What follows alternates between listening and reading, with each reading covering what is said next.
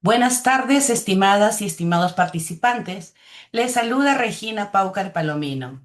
A nombre del Ministerio de Desarrollo e Inclusión Social, a través de la Dirección de Articulación Territorial y Fortalecimiento de Capacidades, les damos la cordial bienvenida a la primera clase magistral del Programa de Extensión Universitaria en Desarrollo e Inclusión Social, PEUDIS. Para el desarrollo de la clase magistral, se tiene previsto dos momentos metodológicos: el desarrollo de la clase magistral y un segundo momento para absolver preguntas, dudas referidas al tema tratado. Toda pregunta o consulta se realizará a través del chat. Asimismo, se les recuerda que durante la ponencia deben mantener los micrófonos apagados y las cámaras encendidas. Bien, ahora conoceremos al docente que el día de hoy nos honra con su presencia. Damos pues la bienvenida al doctor Oscar Raúl Ugarte Ubillús, quien estará a cargo de la clase magistral Salud Pública y Desarrollo Social, liderar políticas para cerrar brechas.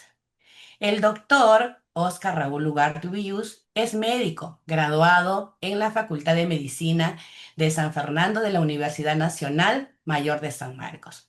Magíster en Gestión de Políticas Públicas por la Universidad Autónoma de Barcelona. Es egresado del doctorado de Gobierno y Políticas del Instituto de Gobierno de la Universidad San Martín.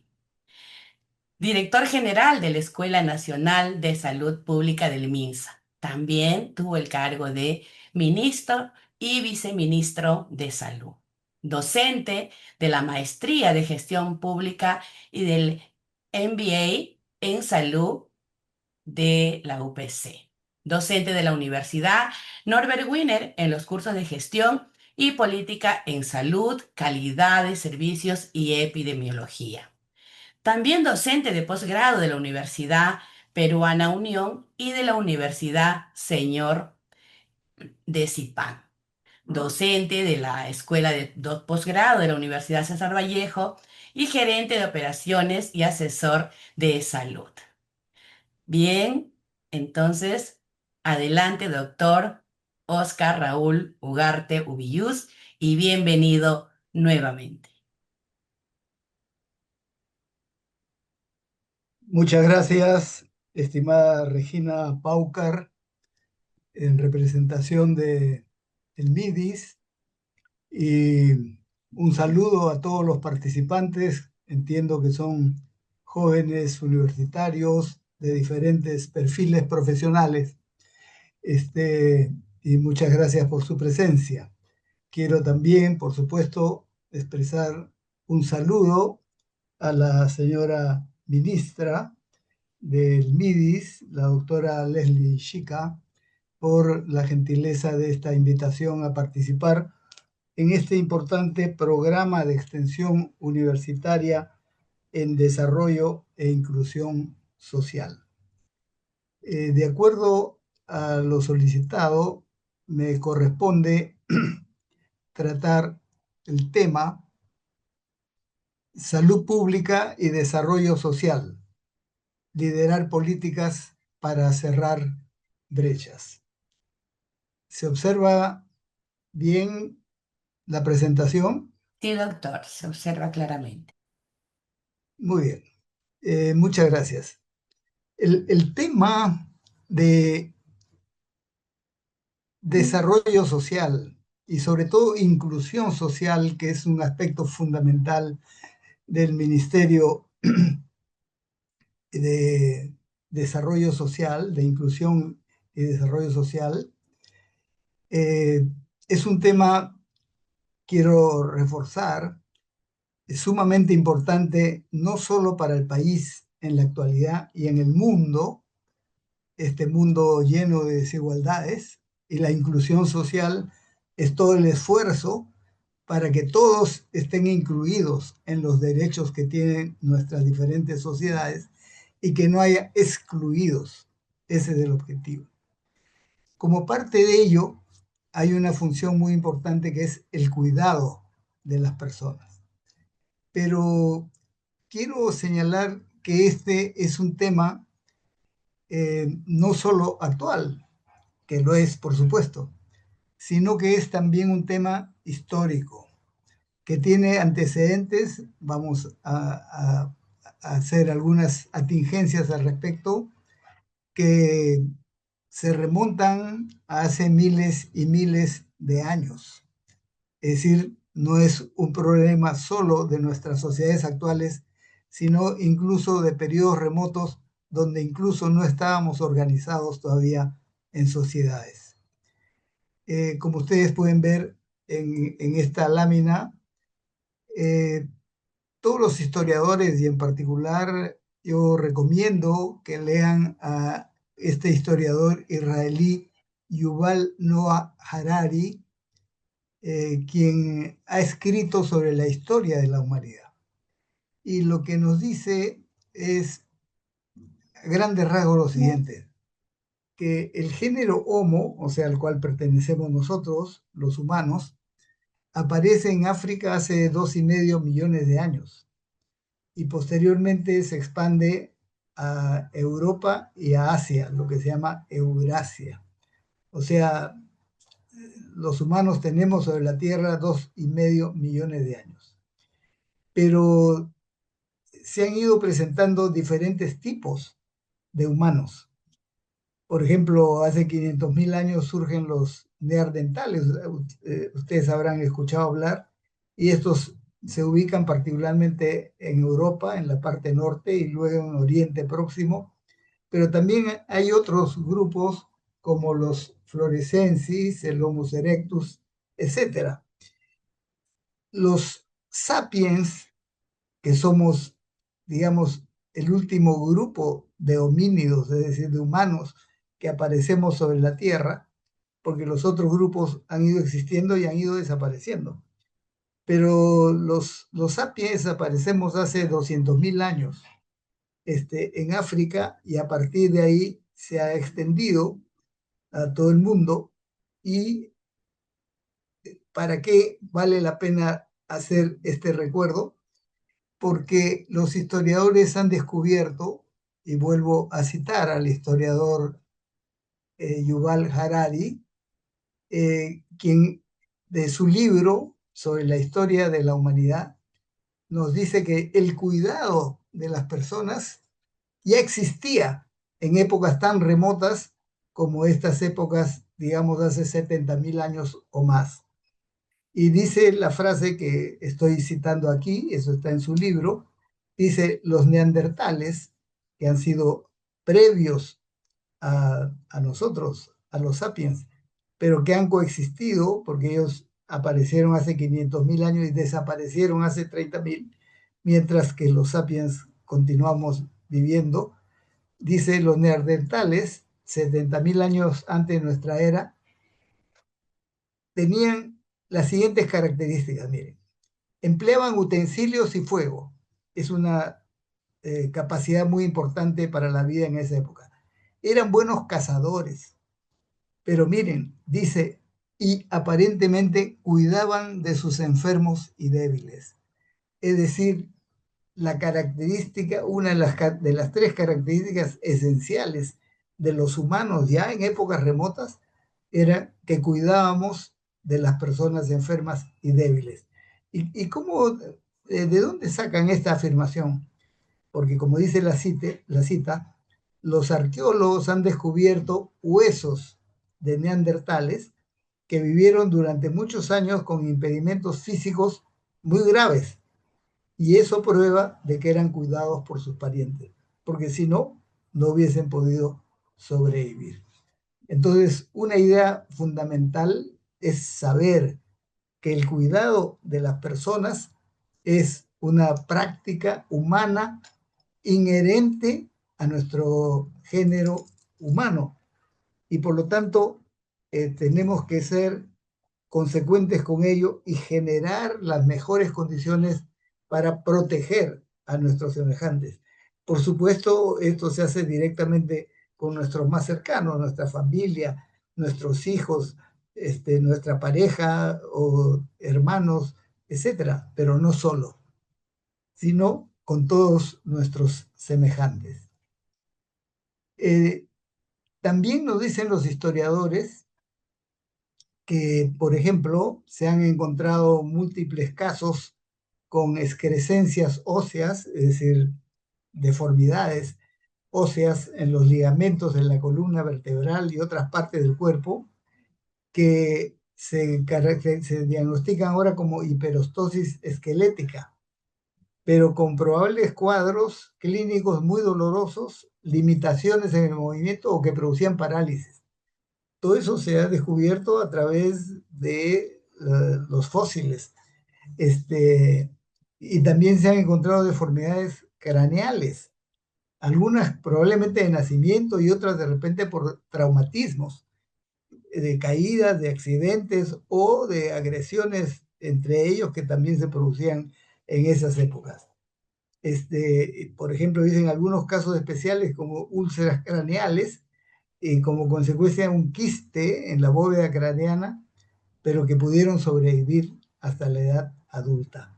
Aquí hay la cita de los historiadores que han hecho esos descubrimientos y nos dice, por lo tanto, que los humanos, desde mucho antes de nuestra época, cuidaban de las personas, cuidaban de sus semejantes. Pero también nos dicen los estudios que enfermedades que hoy existen también padecían, por ejemplo, los neandertales hace 100.000 años.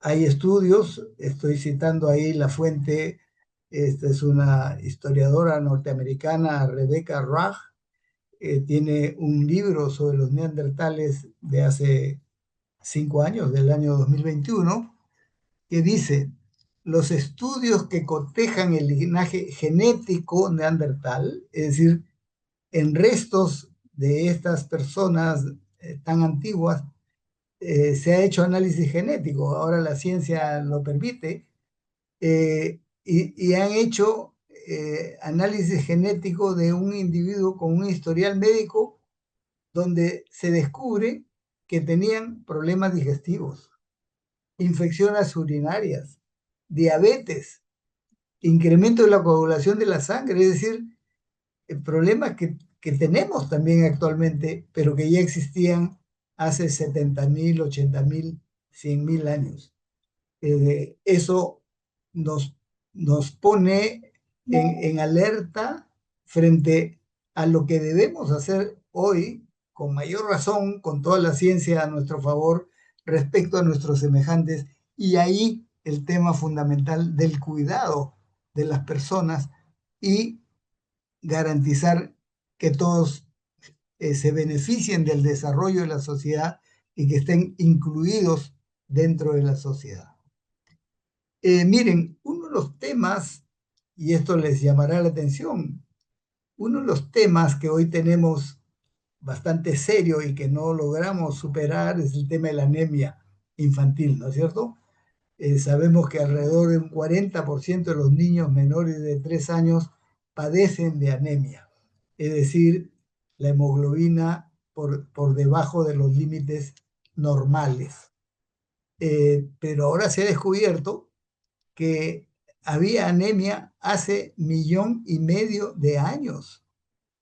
¿Y cómo se puede saber que había anemia hace 1,500,000 de años cuando la forma de probar es medir la hemoglobina, pero ya en los restos fósiles ya no hay la hemoglobina? Miren, se han encontrado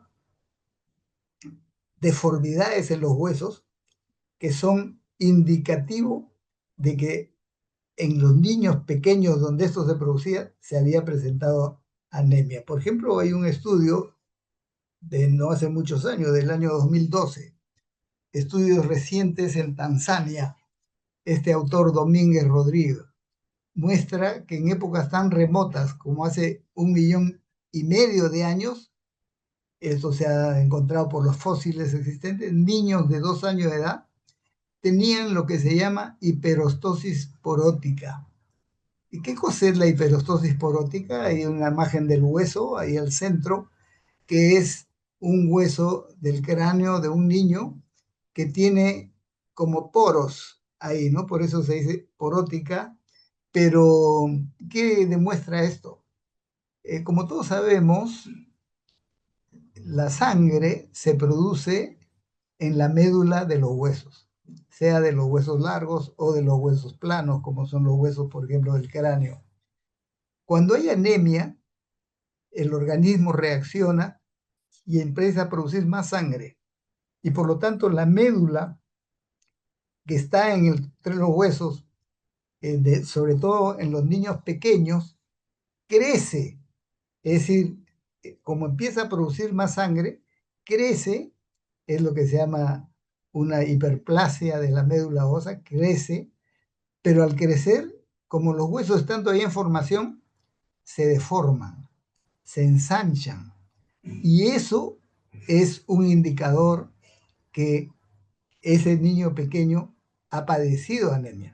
Estos son los restos que se encuentran entre los restos arqueológicos. Estoy refiriendo el tema de Tanzania, donde se refiere que hace 1,5 millones de años, pero también en la cita que está en la parte superior de esta lámina, la cultura maya, o sea, en el periodo entre hace 250, de los 250 a 900 años de nuestra era, pero también en Chile y curiosamente también en Perú. Y miren, hay datos como el que estamos mostrando ahí en Lambayeque. Perú se ha demostrado incremento de hiperostosis porótica, que es esa deformidad de los huesos, que se ha producido por diversas circunstancias.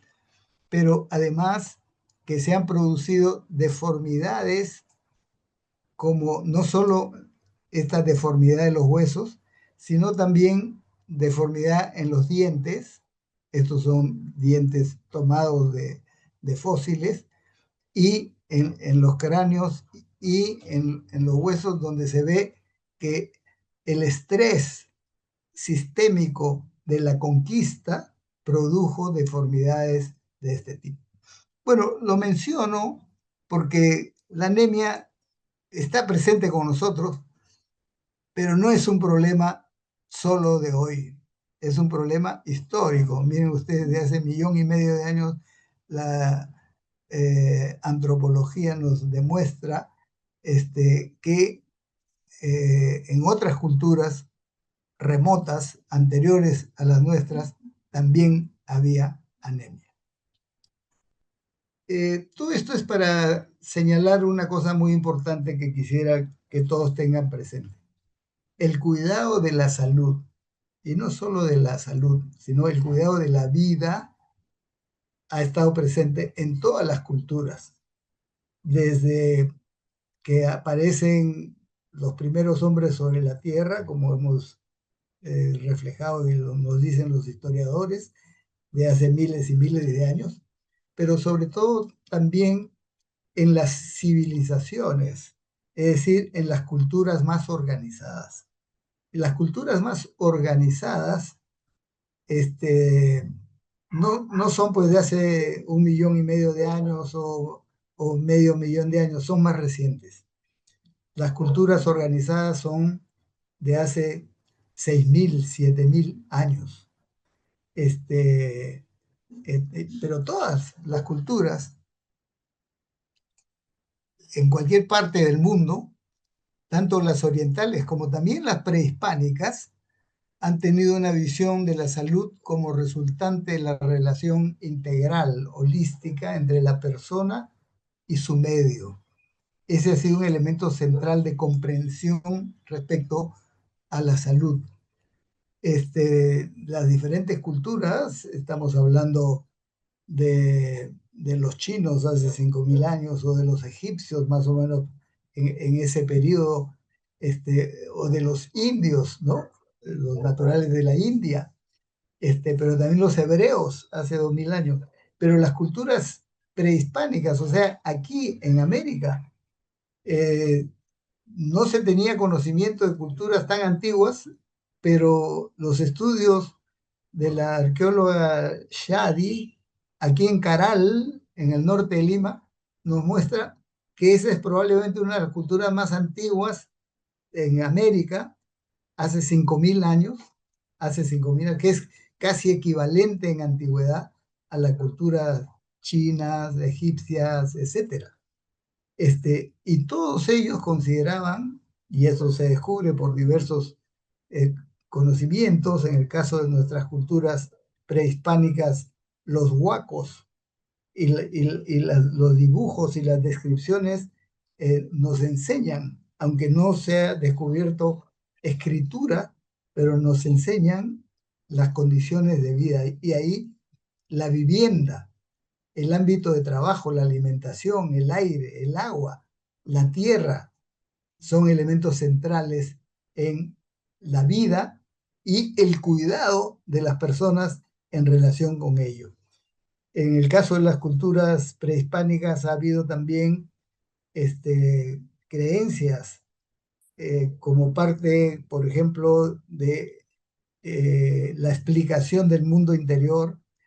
Los sueños también se creían que tenían influencia, pero en general lo que quiero transmitir es que todas las culturas han entendido el tema de salud y nutrición como temas vitales en la relación con las personas y sobre todo de los recién nacidos y en desarrollo. Miren ustedes, en nuestra historia nacional tenemos fuentes de información muy importantes que muchas veces no les hacemos caso o no las tomamos en cuenta. Pero miren ustedes, Huamán Poma de Ayala, probablemente todos han conocido, han escuchado hablar, Huamán Poma de Ayala es un mestizo, es decir, nació de padre español y madre indígena, ahí en los pocos años después de la conquista, y él se educó, aprendió a leer y a escribir. Y él veía en los primeros años de la conquista cosas que no le gustaban, como por ejemplo la explotación del trabajo de los nativos del país, en esa época del Tahuantinsuyo. Y él escribe una carta al rey de España para decirle, no está bien lo que están haciendo sus connacionales aquí. Y se llama esa carta la nueva corónica, así como está escrito, corónica, así lo escribió, del buen gobierno. ¿Para qué? Para explicar cómo los incas tenían costumbres de buen gobierno. Esa carta, entre comillas, se transformó en un escrito larguísimo que ha sido descubierto muchos años después de su muerte y que sin embargo refleja lo que era la vida en la época del Tahuantinsuyo, porque él recoge de lo que les decían sus mayores y lo que se transmitía como explicación de las condiciones de vida. Voy a citar nomás 3 párrafos de escrito de Guamán Poma de Ayala que ha sido publicado y se conoce y al cual se puede acceder en las librerías. Miren, el primero, él dice, Guamán Poma de Ayala, que el Inca aprobaba ordenanzas, o sea que debían ser cumplidas en todo el Tahuantinsuyo. Una de ellas dice, mandamos en todo el reino haya abundancia de comida y que se siembre muy mucho maíz y papas y ocas y que hagan cabi, caya, chuño, tamos, chochoca y quinoa, oyuco, mashua, todas las comidas hasta las hierbas, yuyos acuáticos los sequen para que tengan que comer todo el año. Miren qué importante esa orientación del Inca. Eso es seguridad alimentaria, diríamos ahora en los tiempos modernos, garantizar que hay alimentos para todos, para todo el año. Y era responsabilidad de todos cultivar, cosechar tener animalitos, etcétera, etcétera. Y por lo tanto, con eso se garantizaba alimentación y nutrición.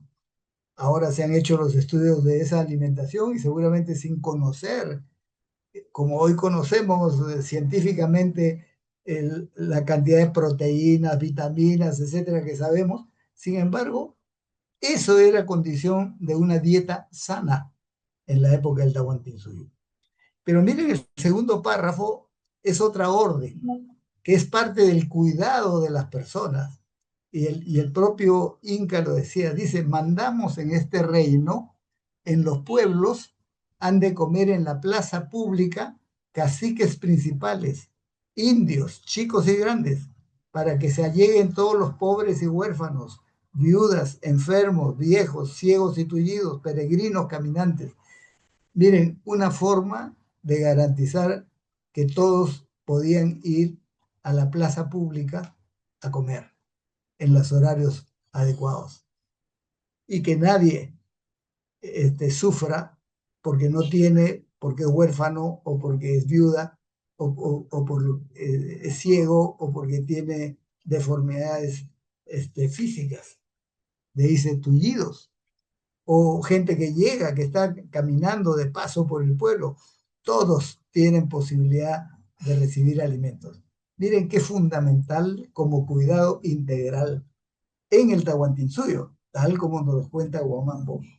Y una cosa ya más especializada, dice, esta es otra ordenanza del Inca, mandamos que los barberos y cirujanos, le llamaban Jambi Camayo en quechua, sangradores, Circac Quichicahuán, y curan con hierbas, y a las parteras, vastas comadres, le llamaban Huachachic, y a las curanderas, Nixa Allichac o Jampi Camayo, que arreglan estómagos, y a las amas de huérfanos sean reservadas de todo y le den otra niña grande para que la ayude a criar. O sea, miren, la protección de la infancia era una de las necesidades en el Tahuantinsuyo, tal como lo describe Guamán Poma de Ayala. Lo menciono solo para dar algunos ejemplos de cómo nuestra historia muestra un tipo de sociedad protectora que se encargaba del cuidado de las personas, grandes y chicos, pero con mayor razón de los chicos y de las personas vulnerables, los que no tenían, por ejemplo, respaldo directo porque eran huérfanos, porque eran viudas, porque estaban enfermos o personas adultas mayores o ciegos, etcétera, como dice el relato. Sin embargo, y esto es lo dramático en la historia de nuestro país, todo eso que eran buenas costumbres de la sociedad del Tahuantinsuyo se perdió por las políticas coloniales desde que se produjo la conquista a partir de 1531 en adelante. Entonces, la conquista no solo fue el encuentro de dos civilizaciones, que lo fue, la civilización prehispánica y la civilización particularmente europea, sino que también fue un cambio radical en las condiciones de vida, porque todas estas prácticas que tenían el Tahuantinsuyo del cuidado de la vida y de la salud se perdieron. Simplemente fueron eliminadas. Y todo el sistema sanitario de los cuidadores, etcétera, también se perdió. Significó una destrucción muy importante, además de la infraestructura de aprovisionamiento de agua. Quien visite Cusco puede ver que hay acueductos, y no solo Cusco, Chavín y varias otras culturas prehispánicas que nuestros antepasados se encargaban de garantizar que llegue el agua fresca desde las alturas hasta los pueblos, las ciudades, y que circule por por las casas y que el agua era por lo tanto necesaria para todo lo que se requiere hacer, beber, cocinar, higiene, etcétera, pero además para eliminar desechos. Bueno, todo eso se trastocó, así como también aparecieron enfermedades que no se conocían acá y que vinieron con los conquistadores, la viruela, la tuberculosis, el sarampión, la fiebre amarilla, la peste bubónica. Todo eso significó este, un, un drama del cual luego se proviene una recuperación lenta, pero que nos deja muchas enseñanzas, porque gran parte de eso que eran costumbres en las culturas prehispánicas en América y particularmente en Perú, pero también en los aztecas, los mayas y otras culturas, esas nos enseñan muchas cosas para la vida de hoy. Eh, Sin embargo, esto lo mencionamos como antecedentes remotos, hemos dicho, pero el cuidado de las personas, o sea, el proteger las condiciones de vida desde la prevención para evitar que las personas se enfermen, el promover mejores condiciones de salud, garantizar buena alimentación desde los niños, pero también adolescentes, jóvenes y adultos, por supuesto, se recupera, eso no solo en Perú, se recupera a nivel mundial en función de que se reconocen que todas las personas tienen derecho a vivir bien, tienen derecho a acceder a alimentación, a acceder a cuidados adecuados, a acceder a una buena vivienda, a acceder a tener agua, desagüe, etcétera, etcétera. Pero esa recuperación de estos principios que ya en nuestra historia más reciente se reconocen como derechos de las personas, es impulsado por una corriente a nivel mundial que es el humanismo. Y eso es importante tenerlo presente porque lo que hoy estamos planteando como cuidados esenciales de las personas en nutrición, alimentación, en salud, tiene a la base principios humanistas, es decir, que valoramos la vida humana. Y eso es fundamental y eso está vinculado a los derechos de las personas. Pero los derechos aparecen con fuerza a nivel internacional en el siglo XVIII. Como sabemos, en Europa los grandes pensadores este, generaron este valor que se llama los derechos ciudadanos, es decir, los derechos de las personas que viven en las ciudades que antiguamente eran dominadas por el poder feudal y que no reconocía derechos, porque todos eran vasallos, ¿no? Y solo los nobles, entre comillas, tenían derecho a mandar y a vivir bien, pero el resto no. Cuando sobreviene la Revolución Francesa en 1789 y un poco antes la independencia norteamericana en 1766, levantan estas banderas. Y las banderas que son de los derechos. Y los primeros derechos consagrados en Europa en esos años, es el siglo XVIII, pero que luego se extienden a todo el mundo, son los derechos civiles y los derechos políticos. Es decir, la igualdad de las personas, que todos tenemos los mismos derechos. Esa es una reivindicación fundamental. Y luego se incorporan otros derechos, porque los derechos políticos es derecho a elegir y ser elegido, es lo que vamos a hacer dentro de 2 meses, ¿no? Vamos a elegir a las nuevas autoridades. Pero eso no existía antes. Eh, eh, eh, los, las personas no tenían derecho a elegir. Y durante muchísimos años se ha negado a las personas, incluso en nuestro país y hasta circunstancias muy recientes, a ejercer el derecho a votar. Por ejemplo, la independencia del país en 1821 significó derechos, pero no para todos. Por ejemplo, las mujeres no tenían derecho a votar.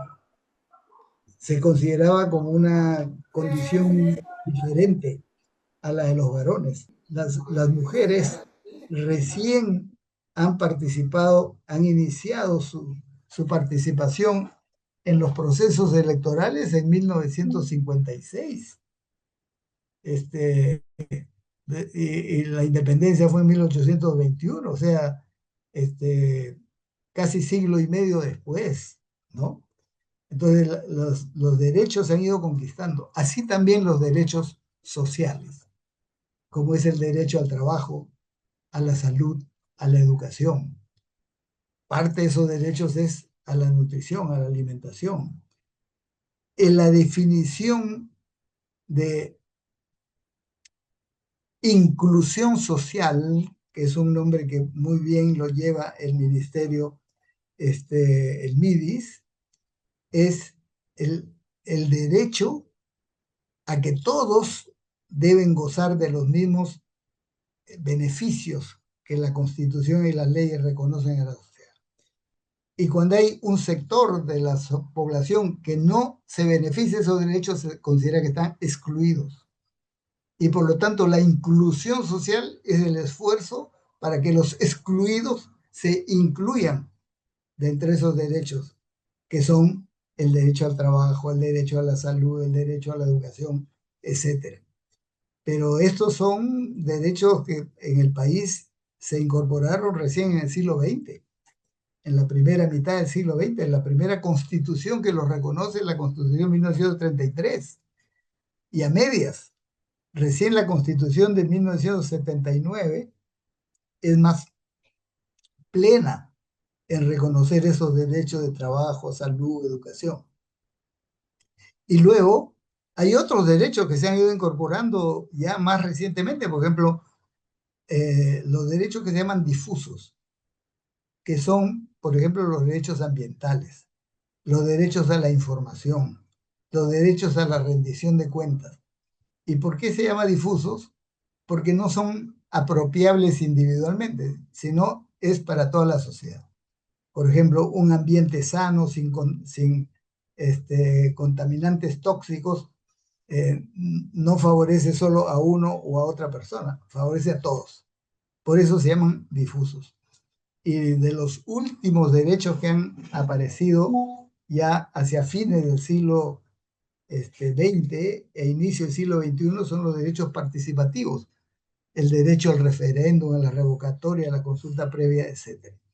Entonces, el cuidado de las personas y de la vida es producto, en la historia más reciente, de el surgimiento de estos derechos, pese a que habían sido derechos en sociedades antiguas, como en el Tahuantinsuyo, para los efectos de las culturas prehispánicas, ¿no? Entonces, el cuidado integral de la persona es un derecho ciudadano que integra el derecho colectivo, o sea, de todos, con el derecho individual y la dignidad de cada una de las personas. Eso es fundamental entender. Los derechos individuales dan paso a un derecho global, un derecho colectivo, un derecho de la sociedad que debe ser respetado. Y en buena hora que existan instrumentos del Estado para garantizar eso. Y eso es el MIDIS, ¿no? Que debe estar permanentemente procurando que estos derechos sean reconocidos para todos. Es por eso que la sociedad, el sistema de salud y el mercado deben actuar en función de la persona humana y no al revés. Eso es fundamental para entender los derechos y esta relación con los cuidados de la vida, en los cuidados de la persona. Eh, por lo tanto, el humanismo, que es este surgimiento de derechos de los últimos 2 siglos, digamos así, está íntimamente vinculado con el desarrollo social. Si no hubiese surgido esta corriente que reivindica derechos de identidad, derechos políticos para elegir y ser elegidos, derechos sociales como la educación, la salud, el empleo o los derechos ambientales, etcétera, las sociedades no se hubiesen desarrollado adecuadamente. Entonces, el humanismo es una palanca para el desarrollo social. Por eso, como dice la lámina, el humanismo se vincula con las necesidades y valores del ser humano.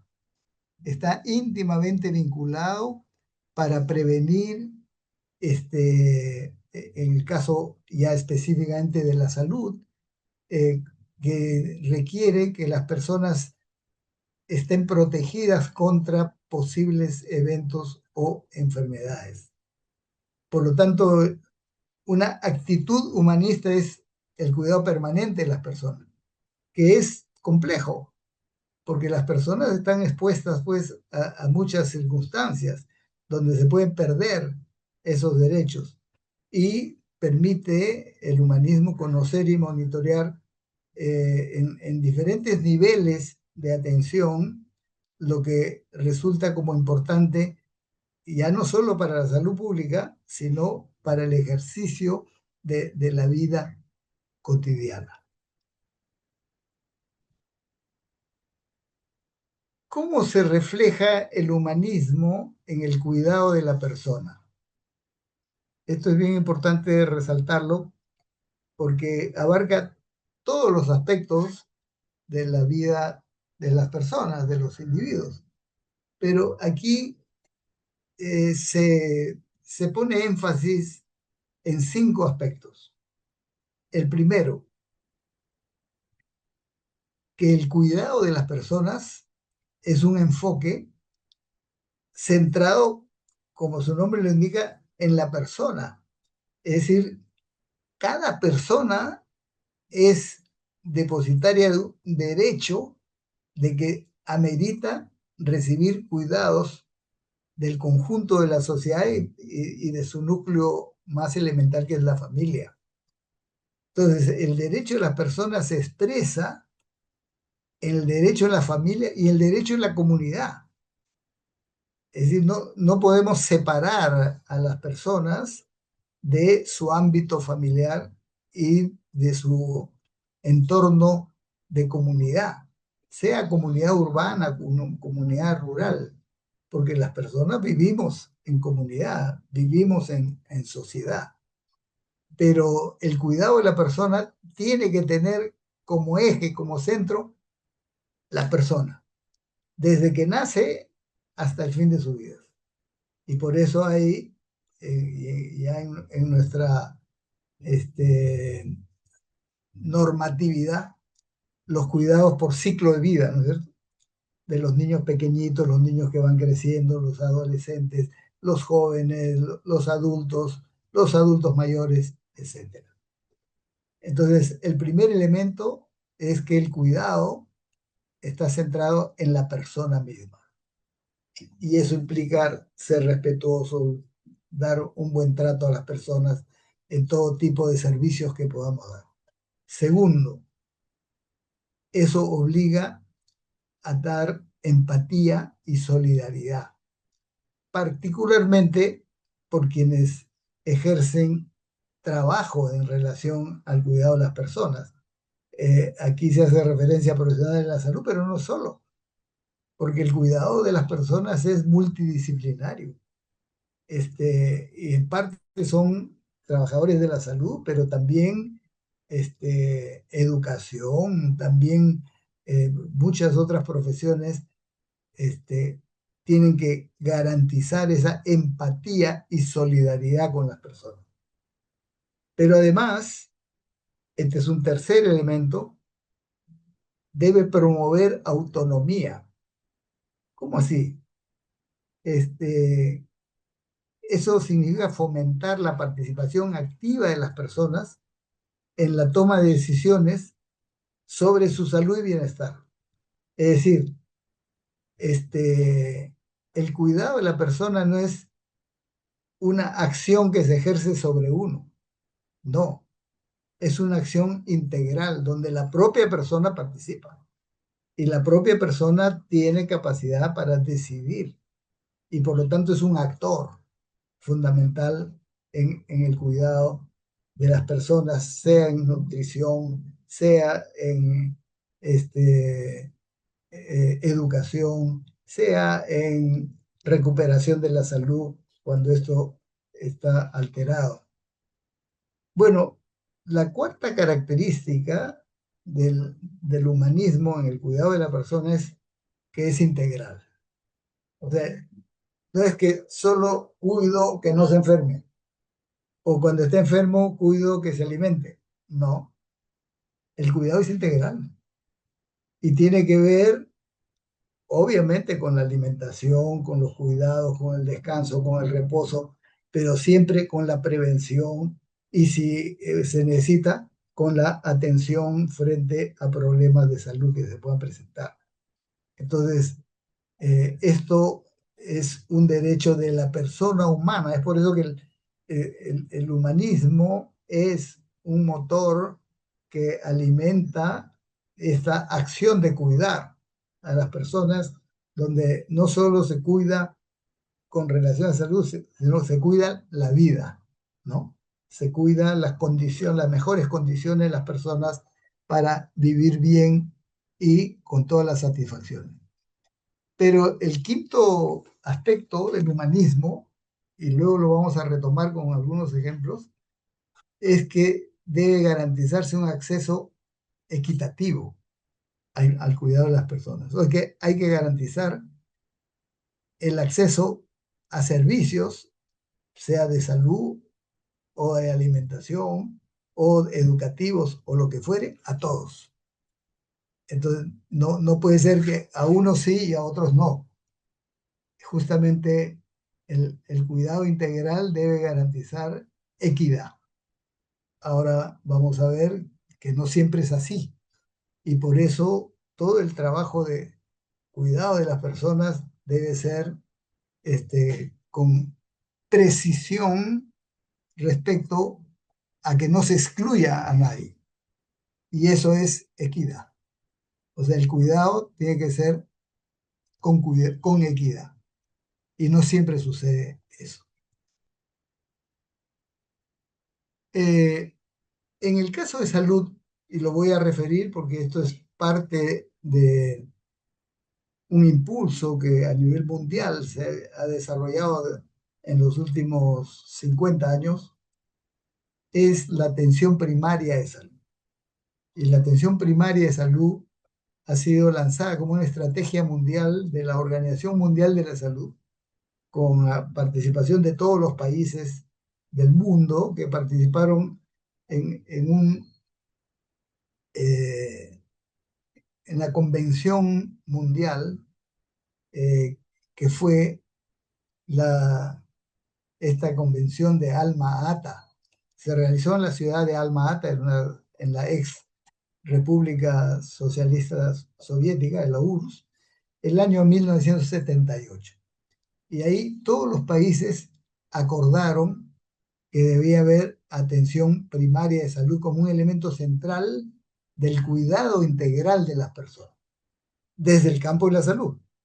Pero eso se complementa obviamente con lo nutricional, con lo educativo, con las condiciones de vida, etcétera, etcétera. Es por eso que el cuidado integral está muy relacionado con la equidad social. Y cuando se dice equidad es para beneficio de todos.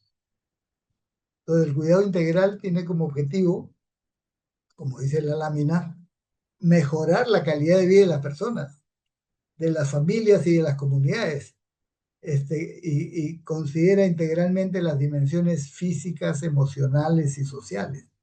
En ese sentido es cuidado integral. pero con equidad. Es decir, no se puede excluir a nadie y no se puede permitir que alguien o grupo de personas o individualmente sean excluidos. Eh, es por eso que el cuidado integral debe garantizar estas 5 características, justamente para evitar la falta de equidad o, como se dice, inequidad. ¿Cuál es la primera característica? La de accesibilidad.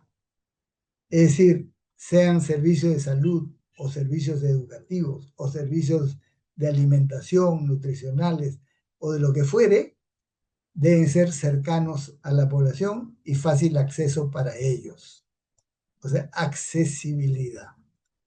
Ese es, como sabemos, uno de los grandes problemas en el Perú, porque hay zonas muy dispersas donde los servicios no llegan, no llega a la escuela, no llega a la posta médica, etcétera, y hay poblaciones que no tienen acceso a esos servicios. Entonces, parte importantísima del cuidado integral es accesibilidad, que la población pueda acceder fácilmente a esos servicios. En segundo lugar, una característica esencial es la integralidad. ¿Qué significa? Que es el conjunto de los derechos, es decir, hablando de salud, es prevención, es curación, es rehabilitación.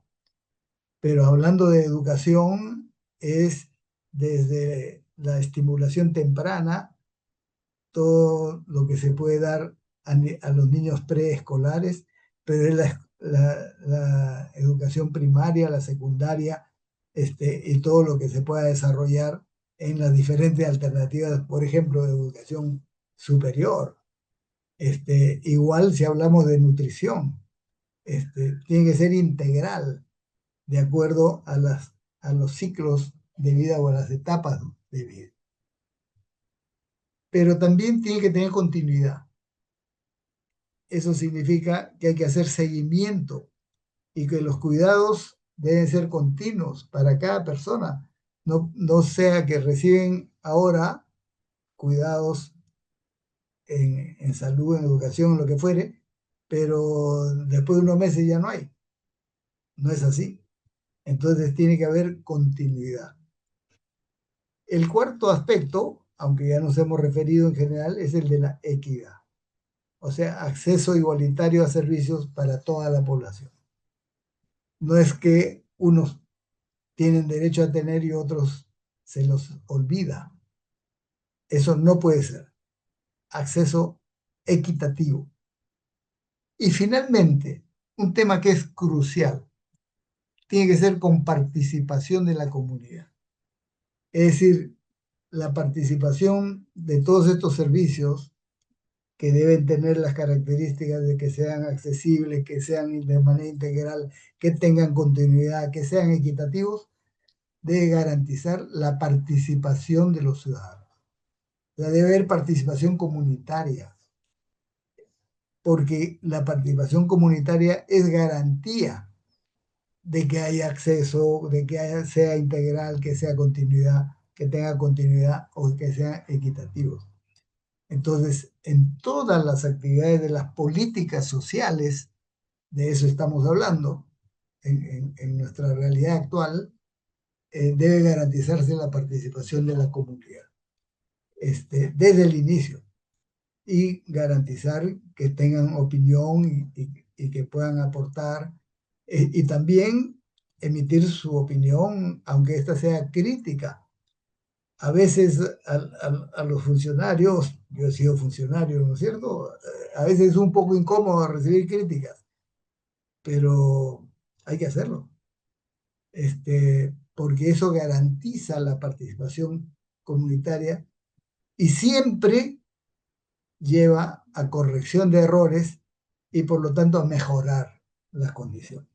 Entonces no debemos tener temor a la participación de la comunidad y que pueda expresarse libremente. De repente hay personas que gritan y a veces pueden hasta insultar, también es cierto eso. Pero en la medida que se garantiza la participación, la propia comunidad va formando a sus dirigentes, a sus líderes que participan y se convierten en elementos muy positivos, aunque sean muy críticos. Y por lo tanto se garantiza el fortalecimiento de la gestión pública en el cuidado integral, porque la participación lo está garantizando. Eh, ¿Cuáles son los componentes de la participación comunitaria? Miren,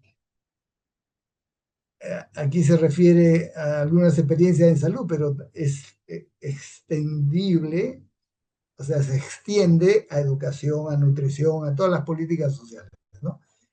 El primero, el de los servicios comunitarios, es decir, establecimientos de salud, nutrición o educación que sean competentes y bien abastecidos desde el primer nivel de atención. Ese componente es esencial. Debemos garantizar que eso funcione con personal, con recursos materiales, etcétera. En segundo lugar, los profesionales, sean médicos de familia o equipos multidisciplinarios, en el caso de educación, en el caso de nutrición, deben estar preparados para el cuidado integral. O sea, el personal tiene que estar formado y debe ser entrenado para hacer para promover la participación de la comunidad. En tercer lugar, educación para la vida, es decir, programas de promoción y de prevención. En cuarto lugar, la vigilancia y control de enfermedades, el monitoreo, respuesta rápida ante brotes epidémicos. El ejemplo que hemos tenido en años recientes, el dengue, y de repente aparece este año nuevamente, porque ya se anuncia que podría ser que a partir de marzo tengamos nuevamente un fenómeno del niño costero. Y eso, como se sabe, cuando se extienden las lluvias, eso favorece el crecimiento de los zancudos, entre ellos el vector, que se llama Aedes aegypti, este zancudito que transmite el virus que produce la enfermedad del dengue.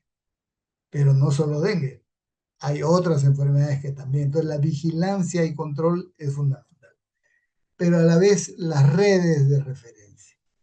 Es decir, tienen que estar los diferentes establecimientos de servicios, de salud, de nutrición articulados y trabajar en forma coordinada con los servicios más especializados para poder derivar casos. Esos son elementos muy importantes. Sin embargo, tenemos desafíos. El principal desafío, o uno de los principales, es la limitación de recursos. Recursos como el personal, la infraestructura, medicamentos, insumos estratégicos y financiamiento, los alimentos, etcétera. Ese es un desafío.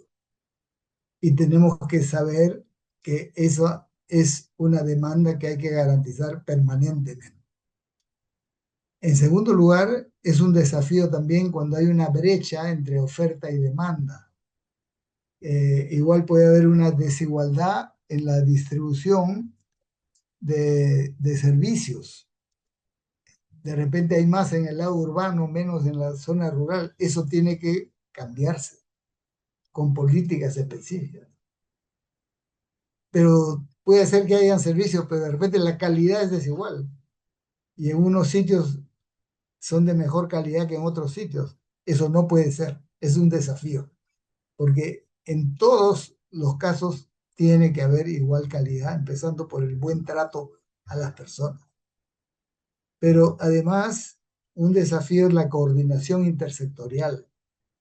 la integración, por ejemplo, del servicio de salud con servicio de educación, con servicio de nutrición, ahí el trabajo coordinado con el MIDIS o con el Ministerio de la Mujer, pero todo en el ámbito eh, local y ahí para la participación de las municipalidades o de los gobiernos regionales, la vinculación con empleo, etcétera, esa coordinación intersectorial es fundamental y es un desafío porque no siempre se logra.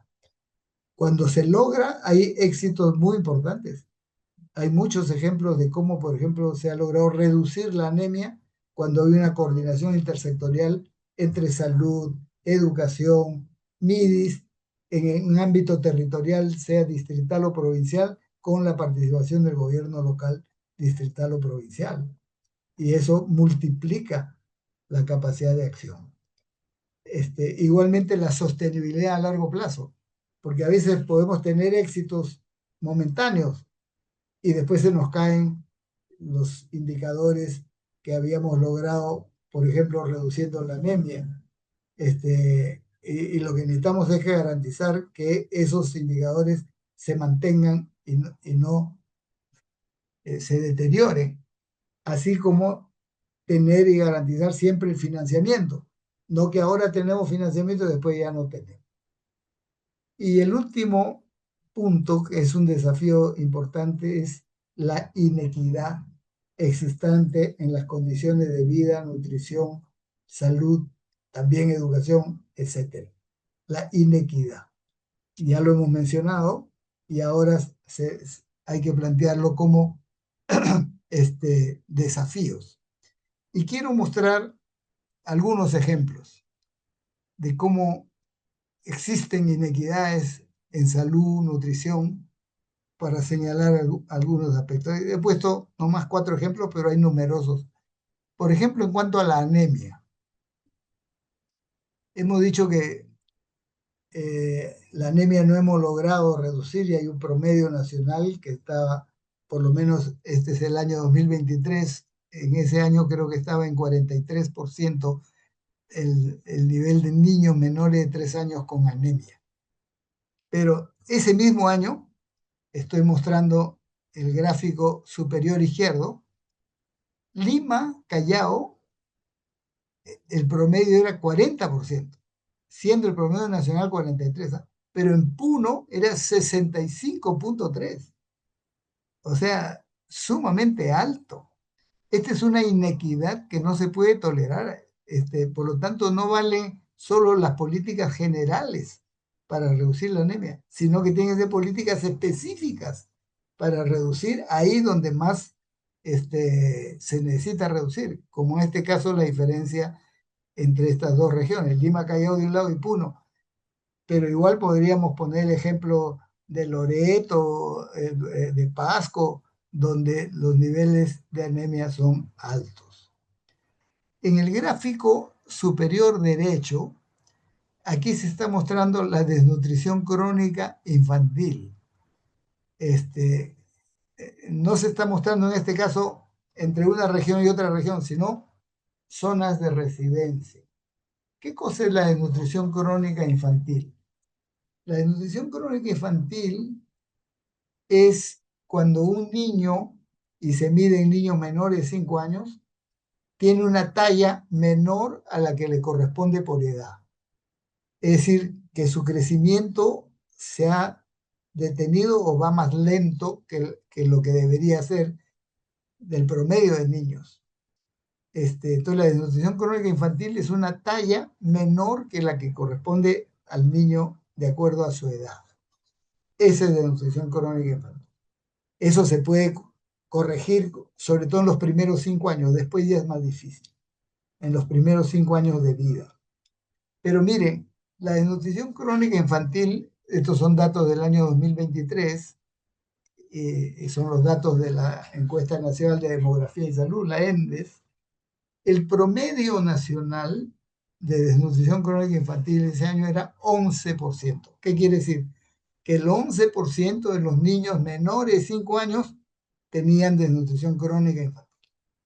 Sin embargo, midiendo en las zonas urbanas era 8.1, o sea, menor que el promedio nacional, que era 11. Pero en las zonas rurales era 20.3. Entonces, la desnutrición crónica infantil, así como la anemia, no se dan por igual en el país. Se dan golpeando más a las poblaciones más vulnerables, que en el primer caso son determinadas regiones, y en el caso de las diferentes zonas de residencia, las zonas rurales están desprotegidas o más desprotegidas que las zonas urbanas. El mismo tema de la desnutrición crónica infantil que aquí estamos viendo entre población urbana y rural, con esta diferencia, lo podemos ver en el gráfico inferior izquierdo. Miren, esto es midiendo por quintiles. ¿Qué cosas son los quintiles? Es una forma de medir que se utiliza a nivel mundial cuando se divide la población, porque en cualquier país, y también por supuesto en el Perú, hay quienes tienen menos ingresos y quienes tienen más ingresos, ¿no? O sea, los que tienen mayor nivel socioeconómico y los que tienen menor nivel socioeconómico.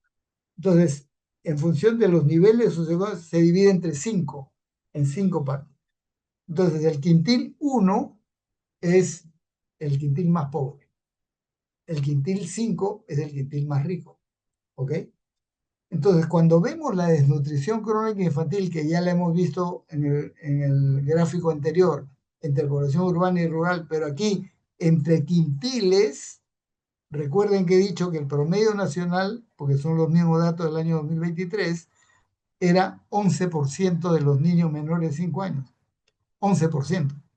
Pero el quintil 1, o sea, el quintil más pobre, era 22.7%. O sea, un poco más del doble del promedio nacional.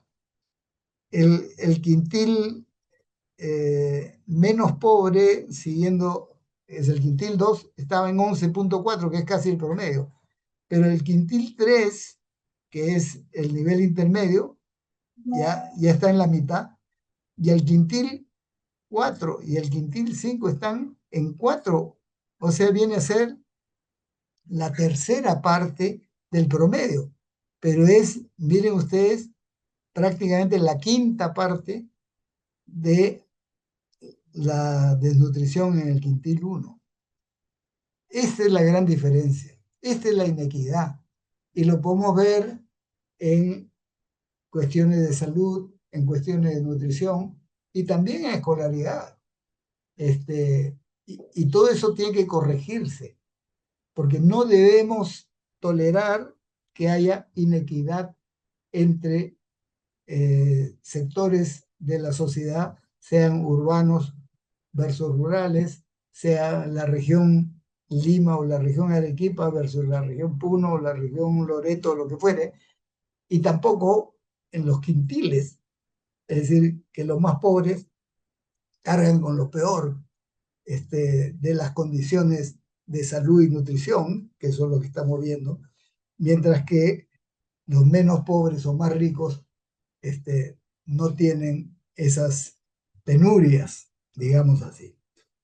Y miren ustedes, el gráfico de la derecha inferior es un gráfico dramático, porque esto nos muestra, y todos estos son datos oficiales, dicho de paso, ¿no? La mortalidad por COVID, o sea, durante la pandemia, ¿no? La mortalidad según quintil socioeconómico. Sabemos que el Perú ha sido uno de los países que ha pasado peor la pandemia. Y un indicador ha sido la alta mortalidad. Y eso lo sabemos todos. Pero lo dramático es que esa mortalidad no ha sido igual para todos. Y este ejemplo lo muestra. Este es un dato oficial del Ministerio de Salud. Y miren ustedes, aquí se compara la mortalidad del quintil más pobre, que es la curva de puntos anaranjados, con la mortalidad en el quintil menos pobre o más rico, que son los puntos azules. Entonces, miren ustedes, la mortalidad en el caso de los más pobres es la más alta. Y en el caso de los menos pobres o más ricos es más baja. Esa diferencia es parte de la gran injusticia de inequidad en las condiciones, en este caso de salud frente a la pandemia, pero estamos poniendo nomás algunos ejemplos, porque eso se convierte en objetivos claros que hay que desarrollar cuando queremos hacer el cuidado de las personas, del cuidado y sobre todo la inclusión social. En estos casos, inclusión social es que Puno no tenga tanta anemia o más anemia que otras regiones. Inclusión social es que las zonas rurales no tengan desnutrición crónica mayor que las zonas urbanas. Inclusión social significa que los quintiles más pobres no lleven la peor eh, situación en la desnutrición o en la anemia o peor en la mortalidad. Muy bien, pero también hay inequidades en recursos. Aquí vamos a poner un ejemplo que tiene que ver con recursos en salud, recursos humanos en salud. Pero igual podríamos ver los recursos humanos en educación. ¿En qué sentido? Miren, este es un gráfico oficial. Si bien es 2018, algunas cosas han variado, pero básicamente se mantiene. ¿En qué sentido? Que lo que se mide aquí es la distribución de profesionales de la salud. Es decir, no solo médicos, ¿eh? En el sector salud hay 12 grupos profesionales. Están los médicos, las enfermeras, los odontólogos, los obstetras, los psicólogos, los químicos farmacéuticos, los nutricionistas, etcétera. Son 12 grupos profesionales. Entonces, hay un indicador a nivel internacional que dice que se deberían tener en países como el nuestro, ¿no? América Latina, 45 profesionales por cada 10.000 habitantes. ¿Ok? 45 profesionales por cada 10.000 habitantes. Miren, en estas barras, la barra superior, probablemente ustedes no van a ver, lamentablemente, las cifras precisas, pero yo les voy leyendo. La barra superior es el promedio nacional, es Perú. Y ahí están los diferentes grupos profesionales. ¿Y cuánto suman por cada 10.000 habitantes? 34,5. Yo les he dicho que de acuerdo a los estándares que reconoce la Organización Mundial de la Salud es 45. O sea, ahí ya tenemos un déficit en el país. Ahí por lo menos una tercera parte está faltando. ¿Ok?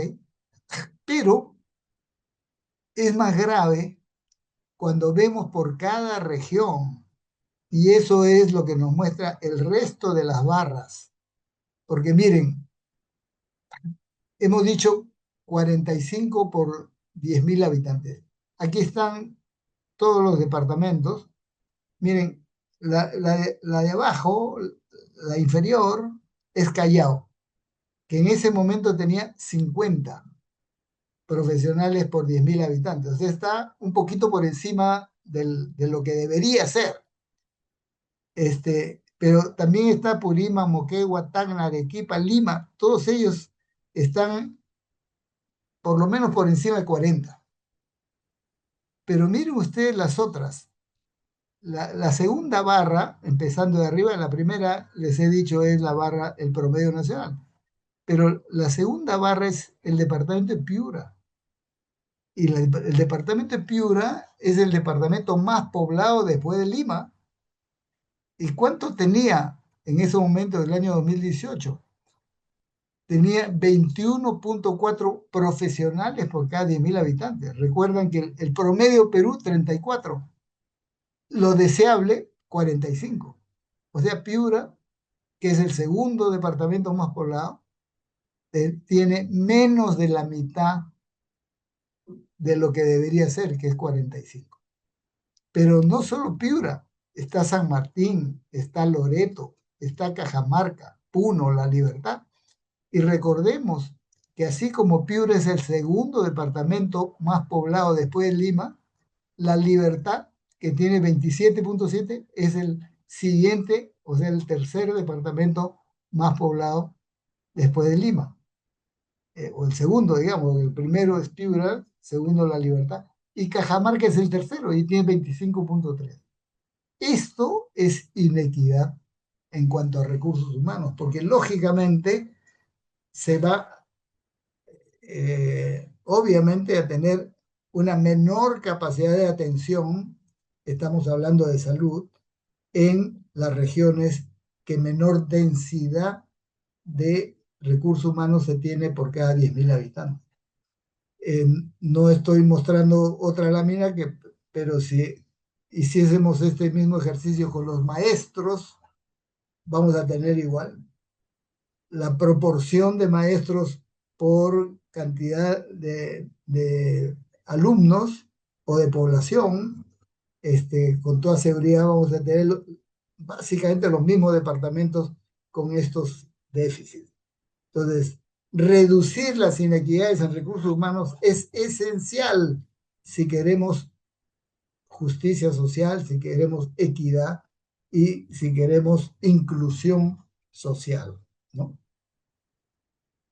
Bien, para terminar, quiero plantear lo que es un reto global dentro de esta perspectiva de mejorar las condiciones de inclusión social en el país. Y es tomando como base un estudio de CEPLAN, el Centro de Planeamiento Estratégico, aprobado el año 2022, o sea, hace 4 años, digamos, pero es actual, mostrando las tendencias hacia el 2050.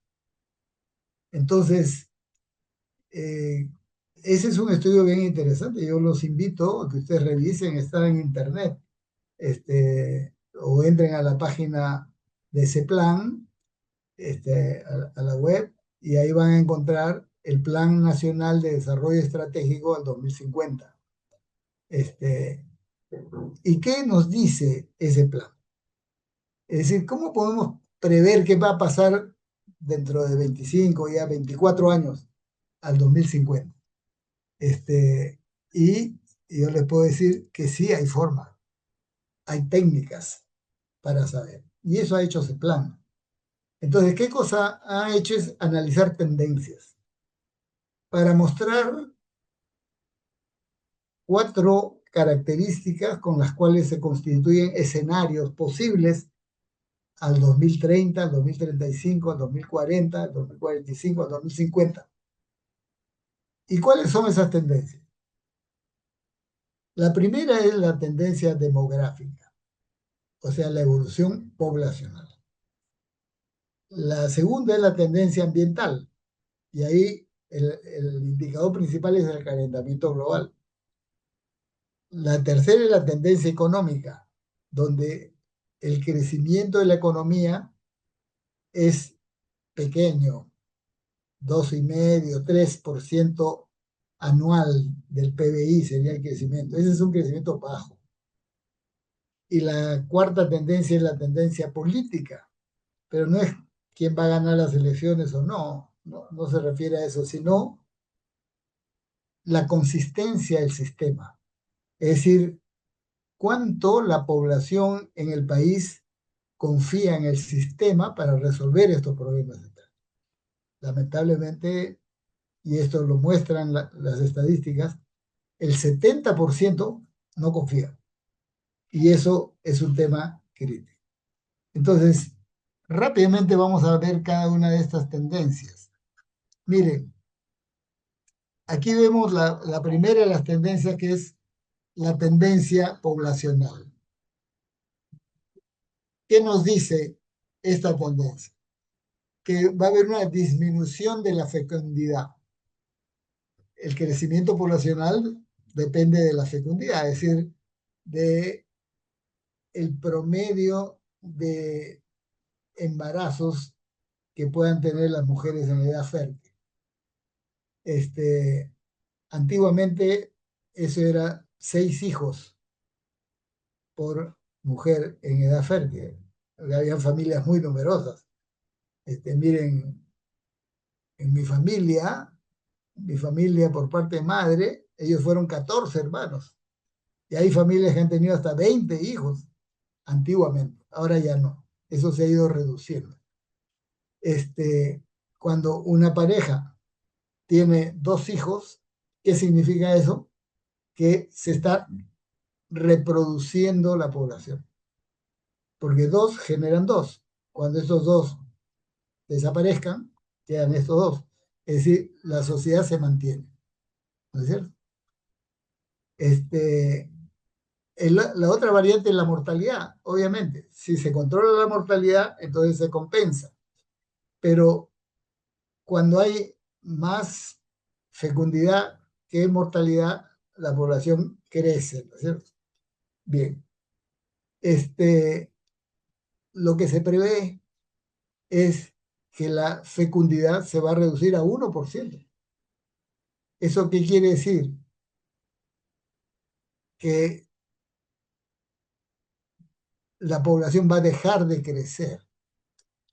No es que no va a crecer, sí va a crecer, pero no va a crecer como venía creciendo, porque nosotros hemos sido hace décadas 5 millones, después 7 millones, 8 millones, 10, 15, 20, hoy somos 33 o cuánto dirá el censo que todavía no se publica, digamos 33, 34 millones. Bueno, esa tendencia de crecimiento nos dice, los estudios, se va a detener. Y hacia el año 39, 40, llegamos cerca a 40 millones y ahí nos estancamos. Y que al año 2050 vamos a seguir siendo 40 millones y así por varias décadas. ¿Por qué? Porque la tasa global de fecundidad se reduce y aunque también se reduce la mortalidad, no compensa. Y el otro factor que es migración externa, que en los últimos años ha habido fuerte por los ciudadanos particularmente venezolanos, eso ya no va a haber.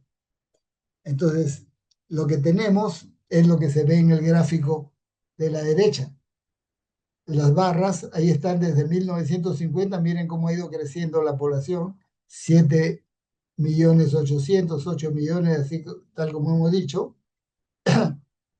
Al 2025, estas eran estimaciones, 34 millones, al 2030, 35 millones, pero miren acá, ya se aplana, ¿no es cierto? Y ya a partir de 2050 ya no crece, está en 39 millones, 39, 39, 39, 39, se aplana. Sin embargo, este, eso no quiere decir que se mantiene estática, porque van a haber cambios en la población. Uno de los cambios principales es que la población adulta mayor va a crecer más. Hoy es alrededor de 10%, y decimos población adulta mayor la que tiene de 60 años a más, ¿no? Pero aquí va a crecer a 20%, y la tendencia es a que crezca más ese grupo poblacional, y eso afecta el conjunto de la sociedad, sin duda. Pero además, lo que sí va a haber es una migración interna de la sierra hacia la costa o de la sierra hacia la selva. Entonces se va a recomponer y la población urbana va a crecer más. Hoy somos 80% urbano, 20% rural. Hacia el 2050 vamos a ser 90% urbano, 10% rural. Todo eso genera condiciones diferentes, necesidades diferentes, y todo eso tiene que planificarse, porque esas tendencias no se van a poder cambiar, pero sí podemos desarrollar políticas que garanticen inclusión. Cuando hablamos de personas adultas mayores que crecen en porcentaje en la población, también estamos hablando de su posible exclusión social. Y eso tiene que ser enfrentado con políticas de inclusión social en todo campo, en nutrición, en alimentación, en áreas educativas, etcétera, y de participación de las poblaciones adultas mayores en la educación, la vida social, con toda su experiencia. Eso lo dejamos ahí, es un reto. La segunda tendencia es el calentamiento global.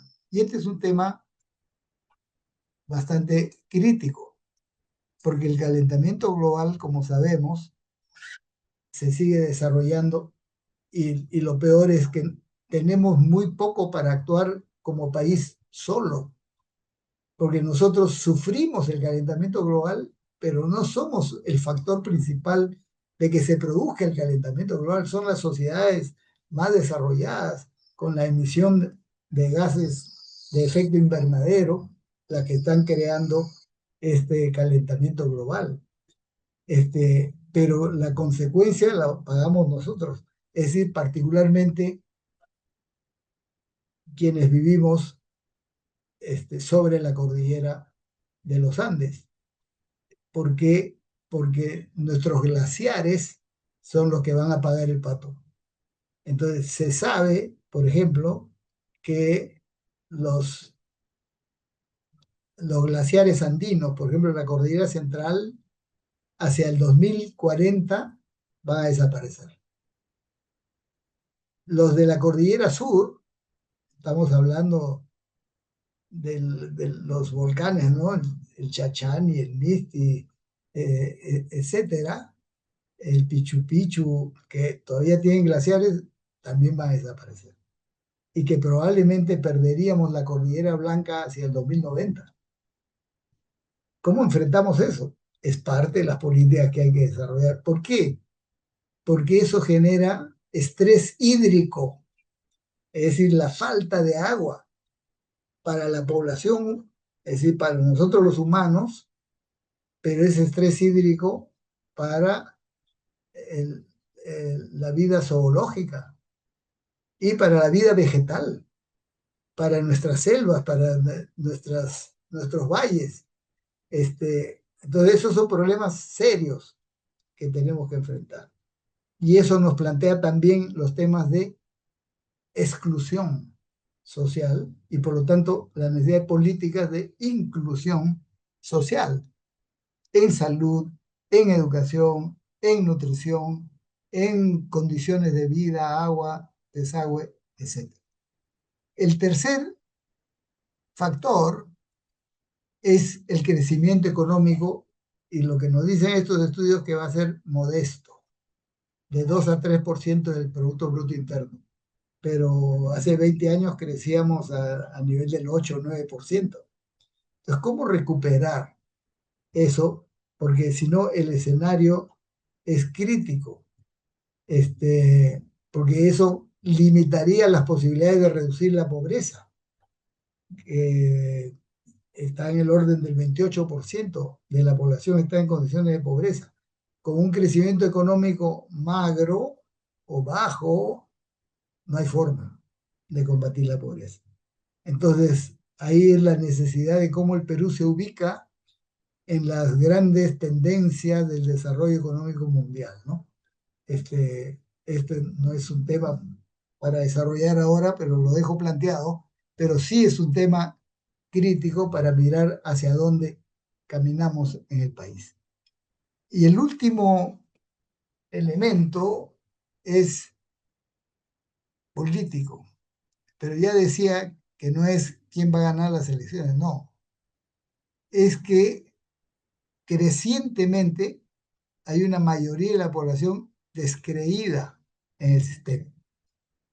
Ese descreimiento del sistema, la inseguridad ciudadana, la inestabilidad política juegan en contra del desarrollo del país. Y esto es demostrable y este estudio de ese plan lo plantea muy claramente, pero eso nos plantea retos, ¿no? Es decir, ¿cómo combatimos eso? ¿Cómo cambiamos esa situación? Bueno, sin embargo, los estudios de ese plan, que podrían parecer pesimistas, nos plantea objetivos con optimismo, que es Objetivo de Desarrollo e Inclusión Social hacia el 2050. Ese es el marco en el cual tenemos que ver el, los niveles de desarrollo y de inclusión social. Y nos plantea 5 grandes objetivos ese estudio de ese plan.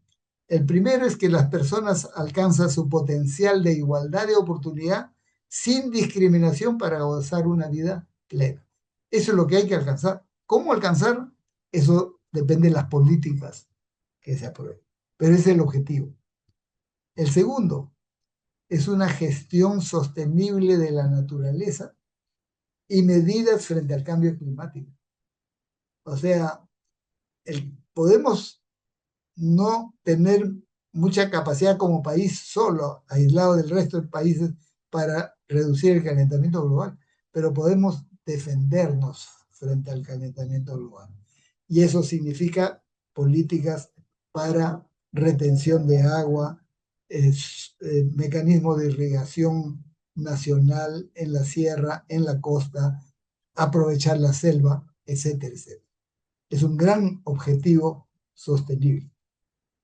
El tercero es garantizar un desarrollo sostenible con empleo digno y en armonía con la naturaleza. Es decir, cómo garantizamos crecimiento y desarrollo económico con empleo, que es lo fundamental para garantizar condiciones de vida dignas. El cuarto es una sociedad democrática, pacífica, respetuosa de los derechos humanos y libre del temor y la violencia, que es uno de los graves problemas que tenemos, ¿cierto? La violencia. Entonces el objetivo es al revés, cambiar eso. Y finalmente, un Estado moderno. Muchos se critica al Estado, pero ¿qué tipo de Estado es el que queremos? Moderno, eficiente, transparente, descentralizado. No que se prioricen en las grandes ciudades o Lima en particular, no, descentralizado, garantizando una sociedad justa e inclusiva.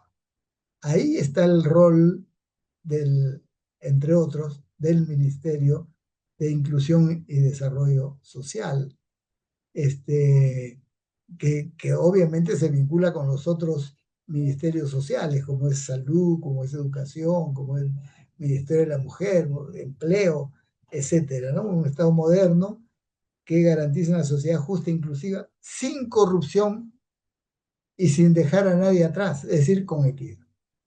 Esos son los retos, esos son los grandes objetivos que están planteados y eso es lo que debemos tener con optimismo mirando hacia adelante para que ojalá nuestros nuevos gobernantes se orienten por estos lineamientos que están ya trabajados en el país y que puedan resolver gran parte de ellos y enfrentar lo que estamos señalando como retos y desafíos.